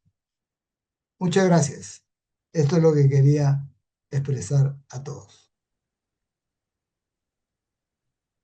Gracias, doctor Oscar Ugarte, por la excelente clase magistral. Salud pública y desarrollo social, liderar políticas para cerrar brechas.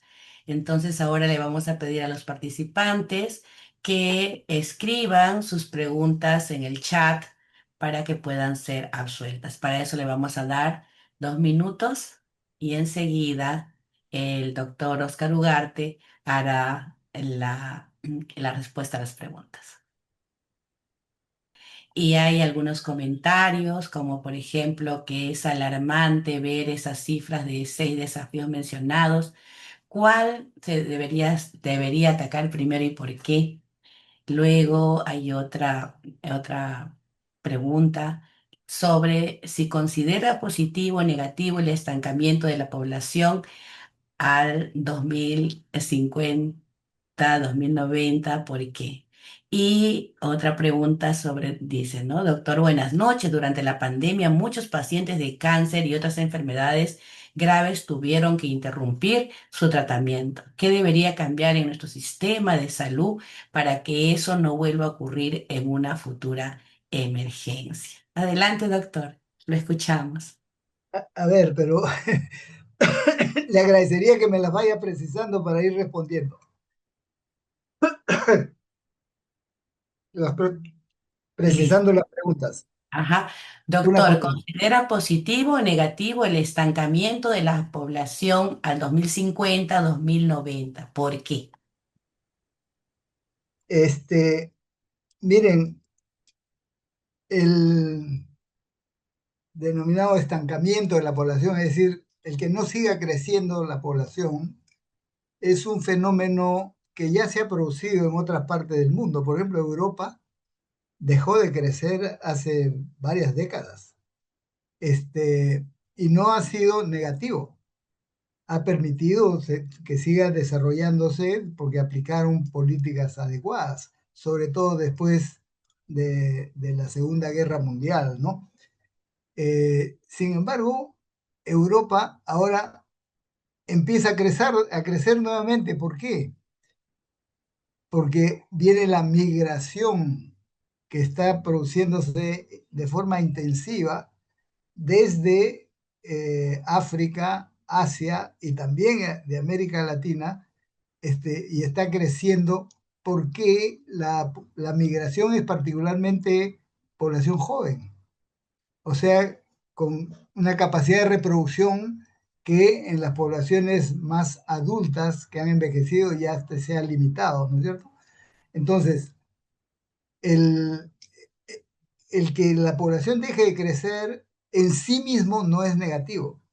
Y que retome el crecimiento tampoco es negativo. Depende de las políticas que se hagan para aprovechar esas circunstancias y poder hacerlo. Yo creo que en el Perú debemos prepararnos para esa situación y hay que generar condiciones para que la población adulta mayor tenga posibilidades de desarrollo y se aproveche su experiencia en la generación de condiciones de vida, empleo y demás. Entonces, yo creo que es una advertencia que puede ser utilizada en el buen sentido si es que nuestros futuros gobernantes tienen la visión de hacer.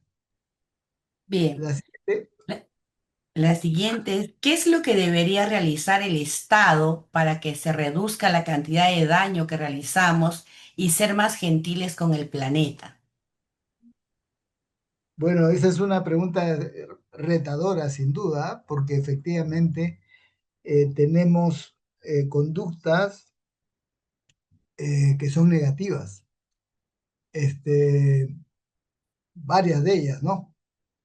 Por ejemplo, la contribución en el caso de la producción, la producción minera, industrial, que produce elementos tóxicos contaminantes, contribuyen a un mayor calentamiento global. Por lo tanto, mejorar las condiciones de producción minera, industrial, etcétera, para que no se contamine el ambiente es fundamental y es posible. En los países desarrollados han desarrollado técnicas para limitar y eso hay que hacerlo también en Perú, pero no solo a nivel de la minería o las fábricas, también a nivel de la agricultura y nuestros propios agricultores. Por ejemplo, ya se sabe que esta práctica de quemar los campos genera humos contaminantes que contribuyen al calentamiento global. Y ya hemos visto los incendios forestales, ¿no es cierto? Que no solo a veces está cobrando vidas, y no solo en Perú, como estamos viendo en Chile y otros países de América Latina, y eso es causado por la conducta humana, que puede ser corregida. Pero además podemos garantizar formas de trabajo agrícola con un uso más racional del agua y podemos garantizar, por lo tanto, un mejor uso de esta reserva que es tan importante que son nuestras reservas hídricas. Bien. La siguiente pregunta es, desde su experiencia en la gestión pública, ¿cuál considera que es el principal obstáculo estructural que enfrenta el Estado peruano para reducir las brechas sociales, sobre todo en salud? A ver, yo creo, primero, el principal reto es tener políticas claras. Y yo creo que eso, para eso hay que escuchar a los técnicos. Hay muchos aportes técnicos interesantes en salud, en educación, en nutrición, en agricultura, en generación de empleo, que deben ser aplicados. Este, pero eso implica cambios en la política. Por ejemplo, una de las políticas generadas hace 25 años que sin embargo no han dado los resultados necesarios es la descentralización. Pero no es porque la descentralización sea mala, sino porque no se ha hecho lo suficiente en la descentralización. La descentralización es una estrategia fundamental para que no haya esa diferencia, por ejemplo, de desnutrición entre Lima y Puno. Si se generan condiciones de desarrollo económico en Puno, habrá mejores condiciones para la nutrición infantil, para la educación, para la salud, etcétera. Igual en otras regiones. Entonces, ¿pero qué está faltando en este elemento, por ejemplo, de la descentralización?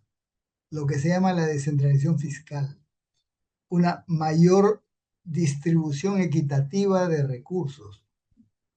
Si uno compara los recursos que se quedan en el nivel nacional actualmente, después de 25 años de este proceso, vamos a encontrar que el grueso se sigue quedando en el nivel nacional. Y que lo que reciben las regiones no es proporcionalmente a sus necesidades. Entonces, ahí hay bastante que corregir. Y tenemos condiciones para poder hacerlo. Y yo creo que este es el momento de plantear esas necesidades a las nuevas autoridades. Hoy, en los 2 meses que nos quedan de aquí a abril, los candidatos deberían responder estas preguntas. ¿Cómo piensan resolver esto? Porque estos son los temas de prioridad, ¿no es cierto?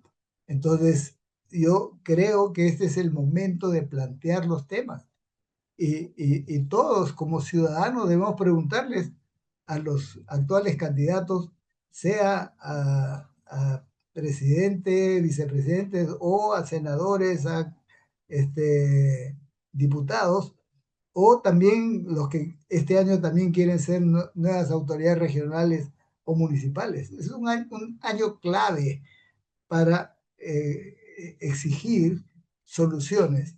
Y yo creo que hay soluciones en el sentido de lo que estamos planteando que se podrían hacer. Gracias. Le agradecemos infinitamente, doctor Oscar Raúl Ugarte Villus, por la excelente clase magistral brindada el día de hoy. Y también agradecemos a todas y todos por su participación. Muchísimas gracias, doctor. Y con los participantes vamos a quedarnos un momento más, ya que voy a dar pase a mi compañera Yana Pecio, quien también es parte del equipo de fortalecimiento de capacidades, para que les brinde orientaciones sobre el uso de la plataforma. Adelante, Yanis. Muchas gracias. Me despido de todos y agradezco la invitación y la participación. A usted, doctor, muchísimas gracias. Muchas gracias, doctor Ugarte. Buenas noches, queridos participantes. Voy a hacerles una muestra muy breve sobre la plataforma para que tengan una idea, ya que justo por medidas de seguridad y de actualización hemos hecho una migración de la plataforma, valga la redundancia, con más medidas de seguridad, ¿sí? Pero para que tengan una idea general, les voy a mostrar. A ver, permítanme un minuto. A ver, ¿me confirmas, Regina, si se ve, por favor? Sí, sí se Ya, ve. perfecto. Muy bien. Esta es bueno, el aula virtual que manejamos de MIDIS, es en la plataforma Moodle, Esta es la versión antigua, la versión moderna, que ya la vamos, perdón, la versión actualizada, que se las vamos a mostrar el día de mañana, que ya debemos tener todo completamente configurado. Es muy similar, algunas diferencias que de todas maneras mañana les indicaremos, ¿no? Pero estos son algunos de los cursos que hemos estado dictando. Como ven acá no se encuentra el PEUDIS porque eso ya va a estar en la plataforma nueva. Pero, por ejemplo, el más cercano que tenemos fue el programa de especialización, ¿correcto? Eh, a ver, un minuto quiero mostrarles en nivel, sí, en nivel alumno cómo se ve. Bien, ya. Esta vendría a ser la plataforma que vamos a tener. Eh, Van a haber algunos cambios con lo que se les muestre mañana, como le digo, porque es una plataforma más segura que todavía estamos acondicionando. Pero ¿cuál es la idea? Ustedes cuando ingresen, vamos a hacer desde cero, cuando ustedes ingresen a el enlace, todo obviamente les vamos a compartir. Ustedes acá van a poner su número de DNI, ¿correcto? Que siempre el nombre de usuario va a ser su número de DNI, no es su correo, no es otra cosa, es su número de DNI y la contraseña que ustedes configuren. Estos pasos, como les digo, nosotros vamos a realizar la matrícula y les vamos a dar las indicaciones para que ustedes configuren una contraseña de acuerdo a lo que requieran. Bien, pero haciendo la simulación, yo ingreso como alumno, yo ahorita estoy con cuenta administrador, pero aún así no hay ningún problema y voy a ingresar al curso. A ustedes probablemente los que no han llevado cursos con nosotros anteriormente, solo les salga acá lo del PEUDIS. Si es que han llevado otros cursos, les van a salir acá, ¿no? Pero para efectos de la simulación, yo entraría al curso, ¿correcto? Y buscaría eh, la información respecto a los módulos.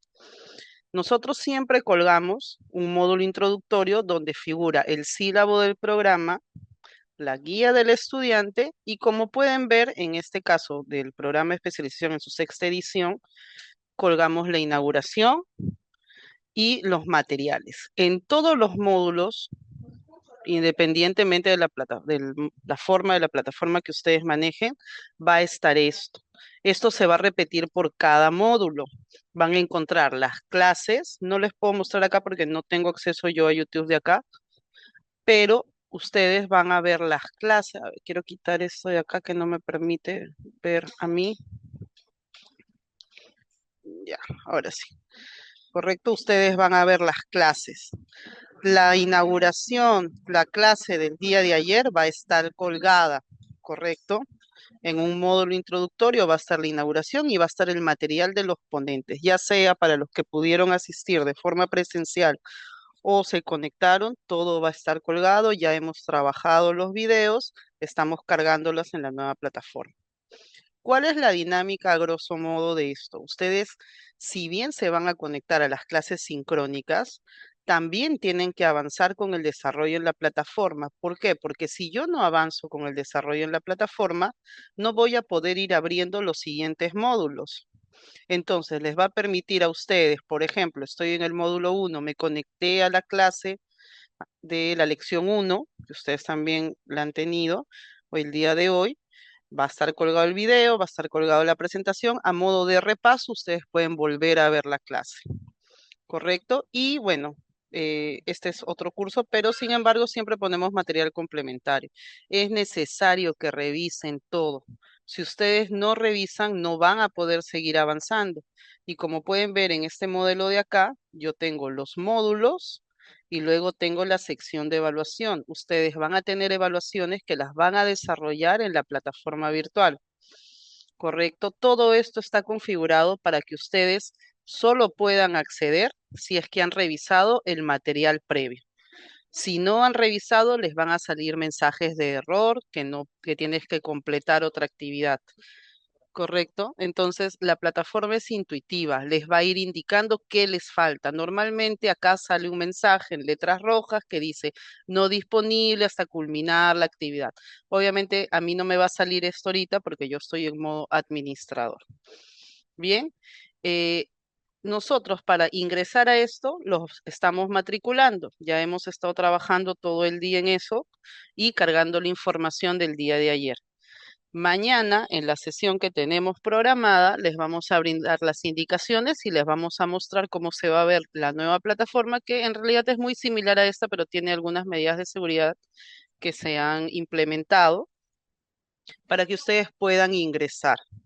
¿Correcto? Probablemente recién a partir del día lunes, ustedes probablemente, por favor, después no estén colapsando los chats diciendo por qué el lunes a primera hora de la mañana no estuvo, porque estamos implementando medidas de seguridad. Pero probablemente el día lunes ustedes ya puedan comenzar a desarrollar las actividades en la plataforma.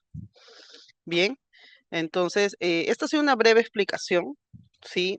Eh, la explicación completa ya con el nuevo modelo de plataforma va a ser el día de mañana, porque como le digo, estamos implementando, pero eso es lo que ustedes van a encontrar. Van a encontrar las clases grabadas, van a encontrar el material que el expositor ha mostrado y si es que hay algún material complementario. Todo eso es necesario que lo revisen. Nosotros llevamos dos controles. Correcto, el control de asistencia que como les dije es cuando ustedes se conectan al Zoom y el control de lo que ustedes desarrollan en la plataforma. Entonces, para ustedes poder aprobar el programa es necesario que cumplan con ambos casos. Bien, como les digo, no les puedo mostrar todavía la nueva plataforma porque estamos trabajando a la par, por eso es que también en la tarde hemos estado un poco ocupados, ya estamos restableciendo todas las atenciones al 100%. Y en todo caso nos conectamos el día de mañana para poder darles ya la indicación y los accesos al aula virtual. ¿Qué tipo de material se avanza en la plataforma? Como les mostré, lo que tienen que revisar es los videos de las clases. A ver, los videos de las clases, igual como les sale acá, les va a salir a ustedes. Acceder, yo como les digo, no, sí, no puedo verlo acá porque no tengo acceso a YouTube, es una máquina institucional. Y cuando ingreso a las ponencias, no solamente es que yo ingrese a la página y me sale el PDF, tengo que descargarlo. ¿Por qué? Porque la misma plataforma está configurada de esa manera. Esa es la forma en que nosotros podemos medir que el estudiante está revisando la información, descargando la información, porque a final de cuentas son ustedes los que van a rendir las evaluaciones. Y las evaluaciones son en base a todo el desarrollo que ustedes hacen en la plataforma y las clases que están llevando vía Zoom. Les repito nuevamente, ya se los he estado poniendo en el chat. El enlace del Zoom es personal. Ya nos ha pasado en otras ocasiones que se comparten el enlace porque quizás mi enlace no pudo ingresar, tuve algún problema. Lamentablemente, si ustedes hacen eso, solamente se va a considerar la asistencia de la persona dueña de ese enlace. Y eso sí es una norma que tenemos establecida. No va a haber exoneraciones de esto porque para eso hemos estado compartiendo el enlace del Zoom. Ojo, tuve preguntas ahora mientras estábamos en clase. Los formularios que ustedes han estado llenando son para el tema de confirmar la vacante o la asistencia en el caso de los que han ido ayer a la inauguración. Sin embargo, también se les ha estado compartiendo el enlace de Zoom donde ustedes se han registrado y han podido ahí llenar sus datos, les llega un enlace, un correo con su enlace personal.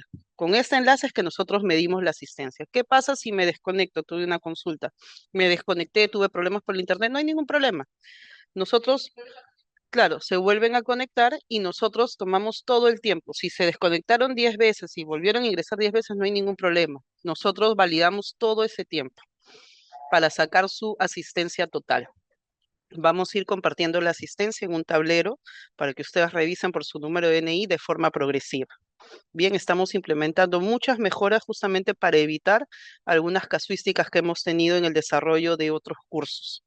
La idea es que ustedes se lleven la mejor versión de un programa de extensión universitaria a cargo del MIDES. Les pido un poco de paciencia porque todavía estamos implementando, ¿no? Y la asistencia es la sumatoria de todo, desde de horas que ustedes están conectados en el Zoom. Bien, sé que hoy día hemos tenido algunos inconvenientes. No podemos ir enviando las asistencias porque estamos consolidando, lo acabo de mencionar.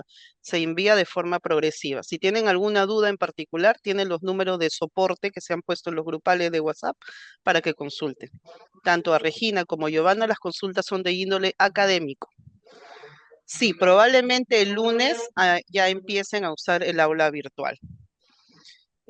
utilizó el ID de la reunión, no hay ningún problema, pero sí sería bueno que quizás a los números de soporte, por favor no confundir soporte con apoyo académico, puedan consultar casos en particular. Sí, se van a habilitar los foros. Hemos estado trabajando toda la tarde en eso. Como comprenderán, ayer, y aprovecho la oportunidad, muchos nos han estado escribiendo, pero tanto ustedes como nosotros, organizadores, no hemos tenido acceso a teléfonos.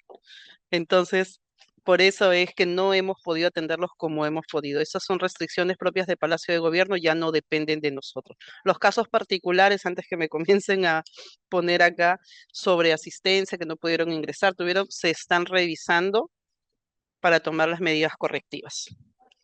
Generó dos enlaces de Zoom. Bueno, si lo has generado con su correo y su DNI, nosotros lo vamos a cruzar la información y a validar. Bien, no los retengo más, ya son las 8 de la noche, ha sido su primera clase. Bienvenidos al programa de extensión universitaria de MIDIS. Tenemos un largo trayecto y en realidad hemos escogido a los mejores para participar de esto. Muchas gracias, Regina. Gracias, Yani. Muchísimas gracias. Recordamos a los participantes asistir puntualmente a la siguiente sesión, que es el día de mañana a las 6 de la tarde. Y se les pide, por favor, que llenen la encuesta de satisfacción que aparecerá al momento de salir de la sala del Zoom. Hasta la próxima sesión. Muy buenas noches.